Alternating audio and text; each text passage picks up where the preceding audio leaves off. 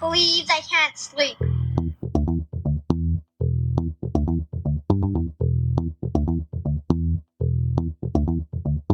It's time to listen to Courtney at last on the Ramblings of an Insomniac podcast.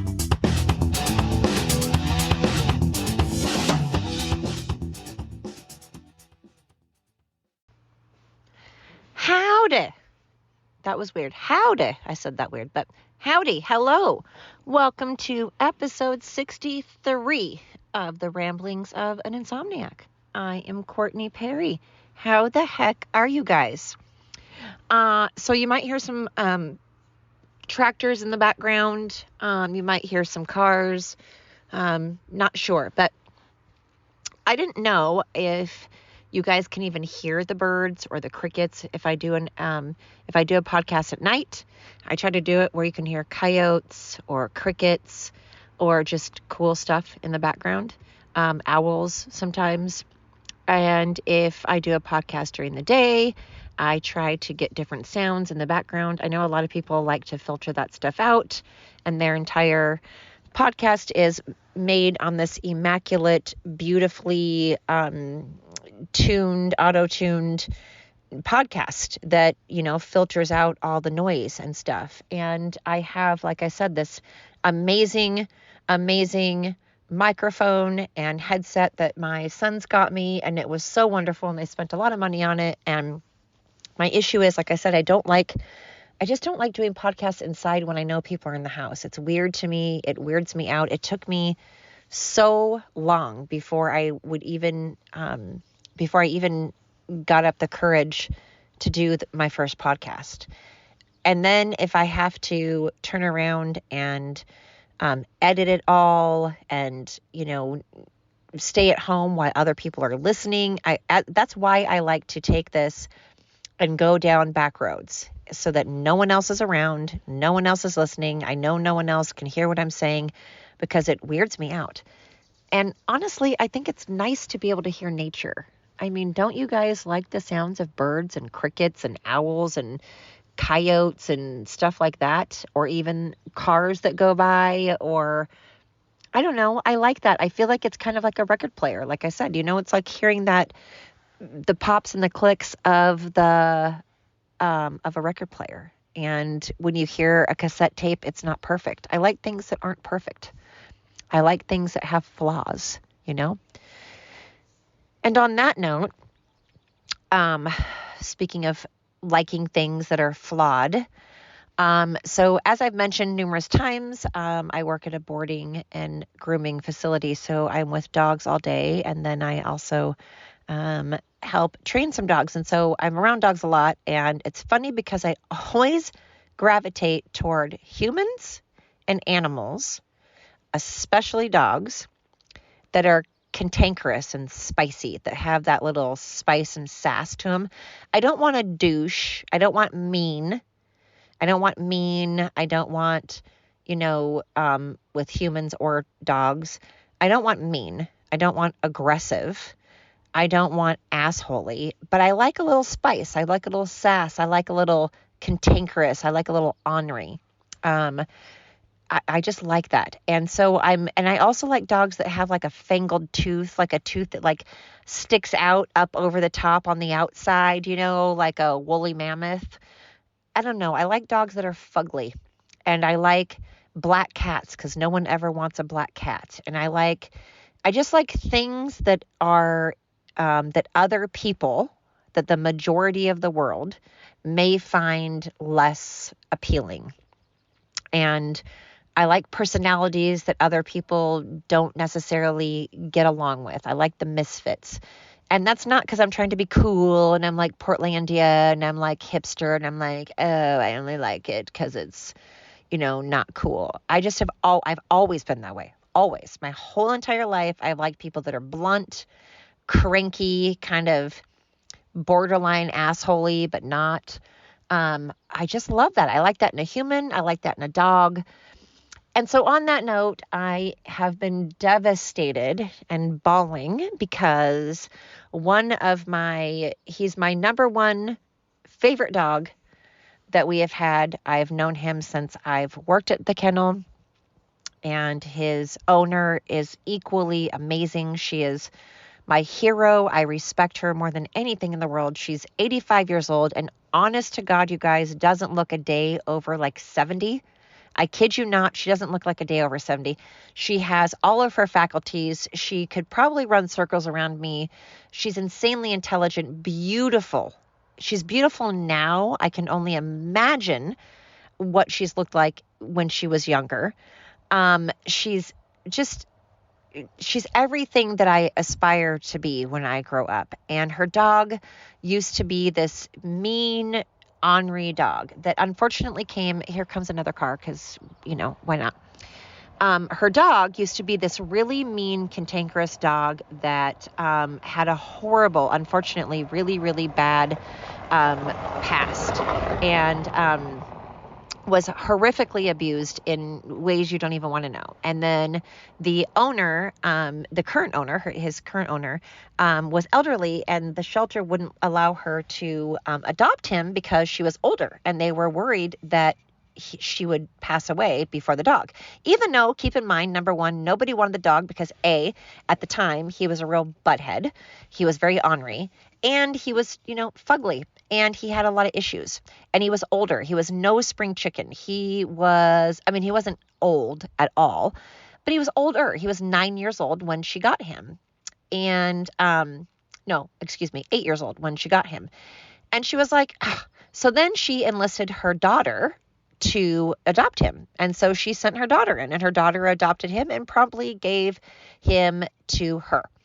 And I loved that because they were perfect for each other. And he had a lot of issues because of his background, but she still was like, hey, I know you have issues. I understand your background, and I understand why you're angry. I understand why you don't trust.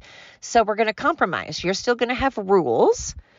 You're still going to be respectful, but I will also in turn be more patient and understanding because of the fact that you've had a bad life. But that doesn't mean that you get to be mean. So I loved that about her. I loved that she was like, look, you've had a bad life, and I'm sorry about that, but that doesn't mean that you get to be mean. It does mean that I'm going to have some patience with you in other areas. It does mean that we're going to work together. It does mean that I'm going to love you no matter what, but you still don't get to bite and be ornery. And I've been at this place at my work for a little over 5 years now, and they were coming since before I worked there.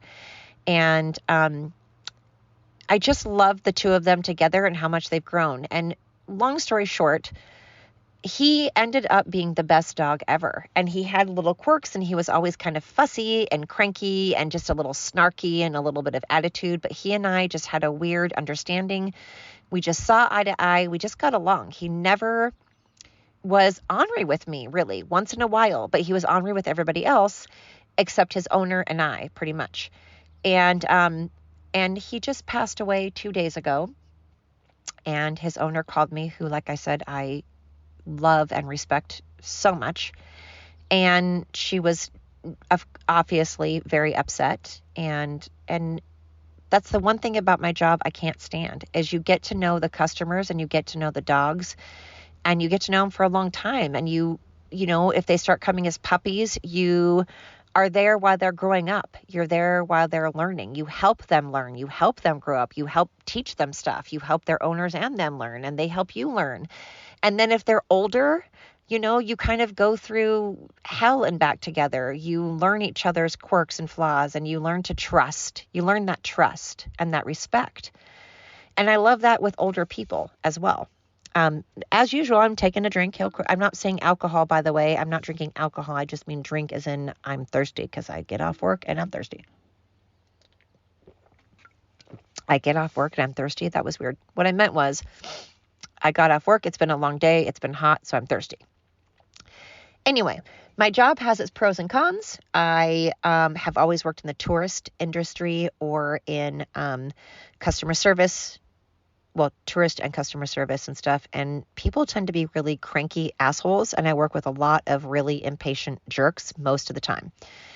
Rarely have I had a job where it's not dealing with really jerky assholes that are impatient and just, anyway.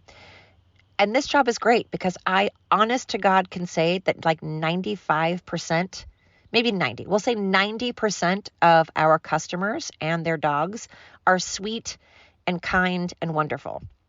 The 10% that aren't even that bad. They're just a little bit cranky, a little bit blunt, a little bit short, maybe a little bit entitled. Some of them, there's like 2% that are entitled and annoying and bitchy or douchey and rude and I don't like.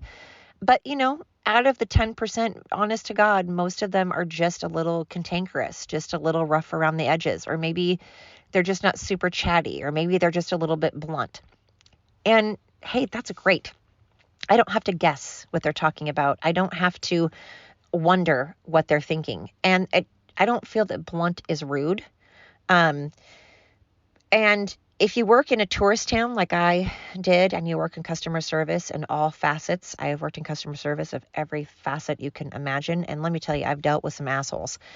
And I have a lot of patience. I have a ton of patience until I don't. And when I don't have patience, I'm not cut out for customer service because I don't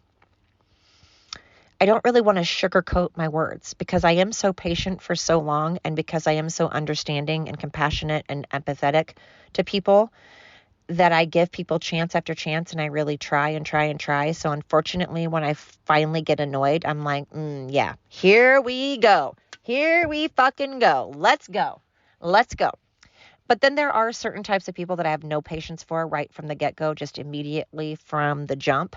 And that is extraordinarily lazy, ungrateful, entitled people. Those type of people, I don't have a lot of patience for right away. I don't tend to give as much leeway. Cantankerous. I feel like when you get a certain age, I forgive a lot. If you're like, in your 70s and above, okay, you know what? You can treat me however the hell you want. You've earned it. You've worked, or maybe you haven't worked. Maybe you've been lazy. Maybe you're born with a silver spoon up your butt. I don't know. But regardless, if you are 70, then kudos to you. I will leave you alone. You can treat me how you want. And I'll just say please and thank you and respect you. And I won't argue and I won't treat you like crap. But until then, if you're 69 and younger, then if you are 69 and 364 days old, fuck you sometimes. You know what I mean? Like, I have a lot of patience. I really do. But like I said, the lazy, entitled people of the world and of course, abusive people, whether it's abusive mentally, physically, sexually, whatever. And don't abuse animals. If you abuse animals, immediately, no patience. So I have a lot of patience, but I love cantankerous people. I genuinely do. I think cantankerous people are the best, and cantankerous dogs. And one of my favorite dogs in the whole world, I just found out died. It's been like 2 days ago. No, I'm good. Thank you. It's been like 2 days ago and I bawled my eyeballs out because we grew up together. We learned a lot together. He was my buddy and he was staying with us a week ago and I purposely took a picture of him because I just had a feeling. I had a huge feeling that he wasn't going to be around much longer. And, it's hard when you make the decision to put a dog down because obviously you feel like you're the one ending his life. But sometimes I'm telling you from someone that has worked in memory care and assisted living and someone that has worked in hospitals and someone that has worked with dogs, sometimes the end of life is peaceful and you're ending suffering. Anybody that has to suffer, any dog that has to suffer, that's not good. Obviously, dying is not a good thing. I'm not saying it's okay. I'm not saying it's not sad. I'm not saying that I'm promoting it. I'm just saying that if a dog is suffering, you don't want a dog to suffer. You don't want a dog to live because you want them around. You don't want a dog to live for you. If a dog is happy and running around and still eating and still going to the bathroom and can walk, that's one thing. But if they're completely incontinent and they can barely walk and they can barely move and they're in pain, they're in pain, and they're blind, and they're deaf, and just all these things. It's like, my gosh, are you keeping them alive for you, or are you keeping them alive for them? So it's hard. I love animals so much. But when they die, oh my God, it's hard. It sucks. I hate it. That's the one thing every time I lose an animal, I'm like, that's it. I'm not getting another dog. I'm not getting another animal, a cat, dog, whatever. I can't go through it again. And then of course, I can't live without them either. So then I'm like, well, shit. So, it's been hard because I loved that guy, and it seems like it comes in threes. There's been a lot of dogs passing away lately, and I don't like it, y'all. It sucks. It's making me sad. Man, I've turned this podcast into a sad. Let's end it on a happy. Let's not be sad. Let's end it on a happy note, not a depressing note. That is, again, another beautiful day. Beautiful day. Another gorgeous day. I'm alive. I'm breathing. Again, I have healthy grandson, healthy sons, wonderful fiance. I have amazing friends, and I have a job, and I have amazing bosses. So, hey, I'm not going to complain. And I hope that all of you out there are, whatever's going on in your neck of the woods, I hope you keep on keeping on. I hope things are going well. I hope you have a support system. I hope you have friends or family or both. I hope that you have a dog to keep you by your side, or a cat or a bird or an iguana, whatever. I hope you have a companion, an animal of some sort. And I hope that wherever you are, you understand that there are people out there that are probably going through what you're going through. Maybe not exactly, maybe not the same thing, but, I hope you have a support group, and it's okay to reach out and ask others for help. It's okay to talk to others. So make sure you're talking to somebody if you need it. Make sure you are focusing on breathing, talking it out, whether it's to a counselor, friend, family member, someone. Talk it out, take a breath, take a walk, listen to some music. And focus on the positive, even if it's something like, hey, I'm alive another day. So anyway, I'm keeping it short again. Just another quick little episode. I'm trying to do some quicker ones. So maybe you can listen to them on your lunch break. Maybe you can listen to them on your way to work, to or from work, right before you're going to bed. Who knows? Right when you get up. So just some quick little hellos. How are you? Checking ins and thank yous. Thank you again. I'm going to say that every podcast. Thank you again to those that are listening. I appreciate you so much. Thanks for listening to episode 62 of the Ramblings. No, what am I on? 62? Yeah, of the Ramblings of an Insomniac. Nope, 63. Sorry, guys. 63. Episode 63. My goodness. Of the Ramblings of an Insomniac. Have a great night. Thank you.